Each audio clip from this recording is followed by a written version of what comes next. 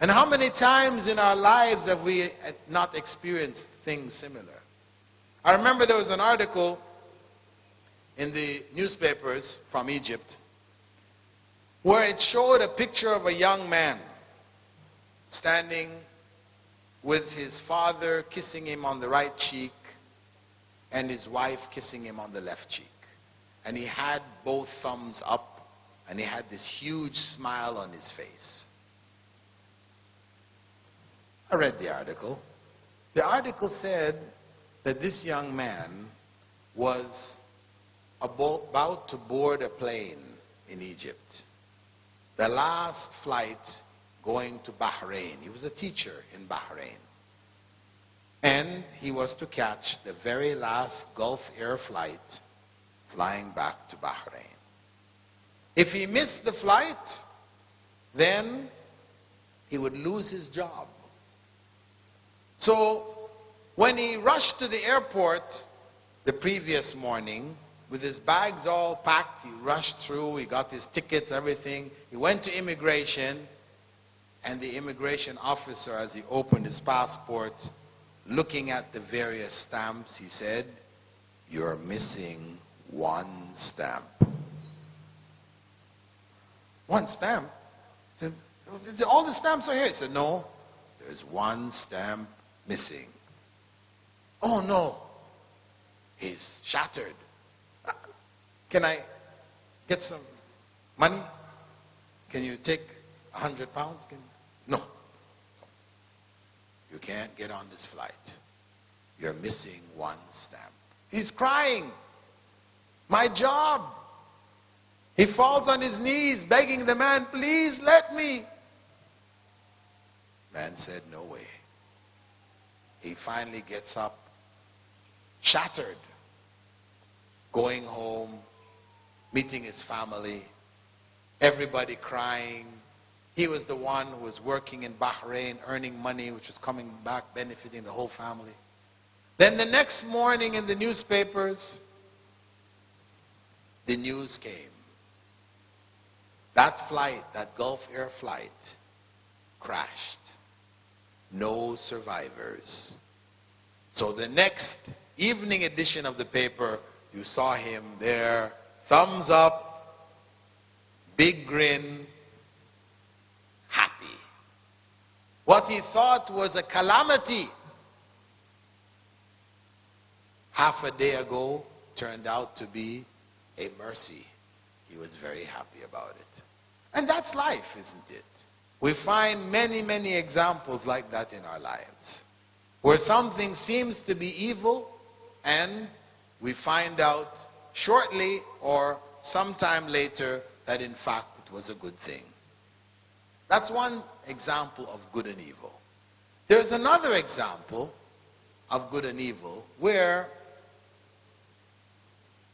you can't figure it out. Evil happens and you can't see the good that's in it. And that was in the story of Moses and Khidr. After they left where the boat was, they went along the shore, and Khidr came across a boy about 11 years old. And he grabbed the boy's head and he tore it off. He tore the boy's head off. Moses was shocked. How could you kill this innocent child? A child who hasn't even reached puberty, is not held accountable. How can you do this? Khidr told Moses, "Didn't I tell you you wouldn't be patient?" Oh, sorry. Anyway, he went on to explain to him that the parents of this boy were two righteous people who this boy would grow up to create such a trial for that it would drive them to the verge of disbelief. He would make their life a living hell. So Allah instructed Khidr to take the boy's life.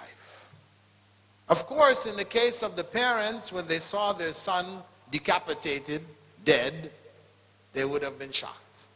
They would have been hurt.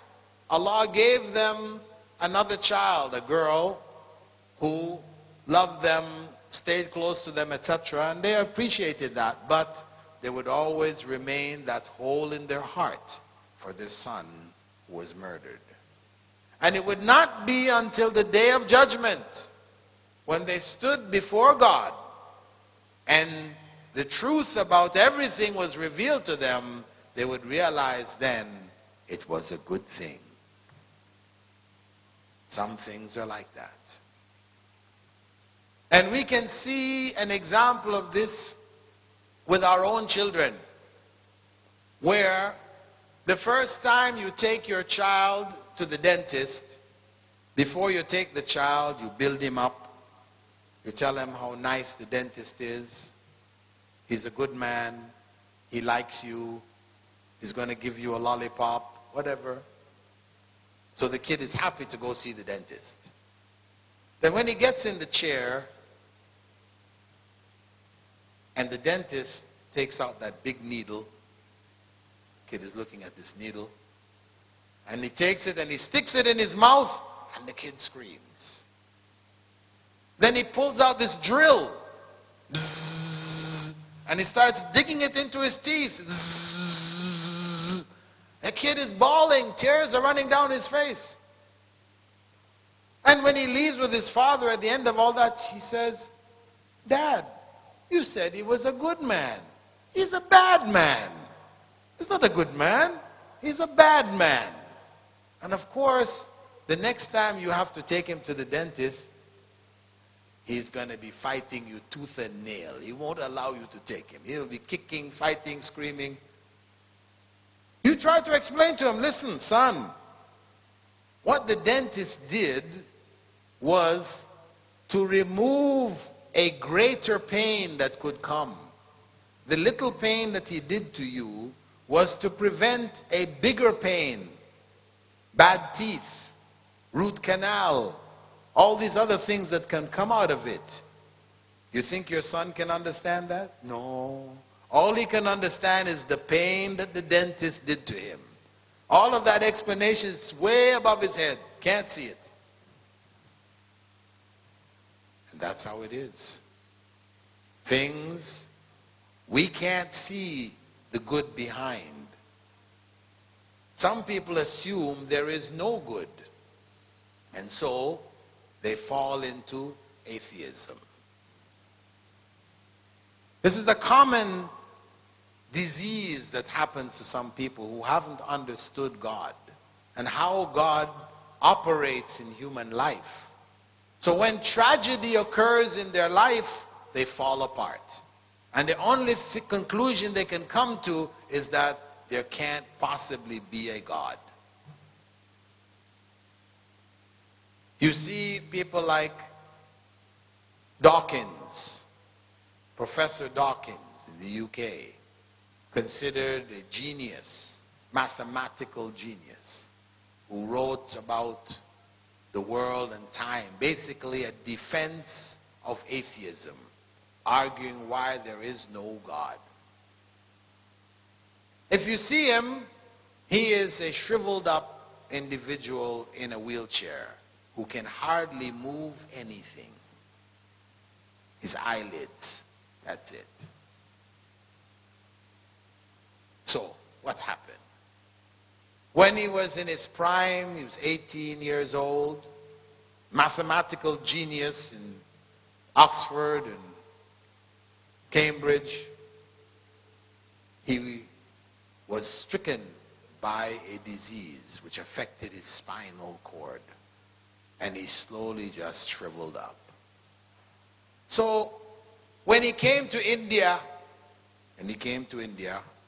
traveled around India, and he saw all of these billion Indians, most of whom had little or no education, living lives healthy, while he who has so much to offer the world is shriveled up. He said, there can't be a God. This is just not fair.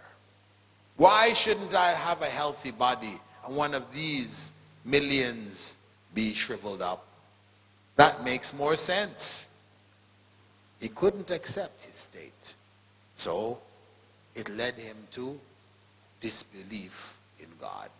And this is what you hear at the bottom of the statements of many atheists when you ask them, how did you become an atheist? Why are you an atheist? They'll tell you, well, listen, I had this aunt. She was a wonderful person. She used to do so many good things for everybody. She used to come and visit me and take me to the park and take me here and there and give me money and ice cream and everything. And then one day, when we were walking across the street, a truck came, hit her, and killed her. Why? She was a good person. Why should she be killed like that? There's so many other bad people who are walking around. They're fine. They're not dead. Why is she dead?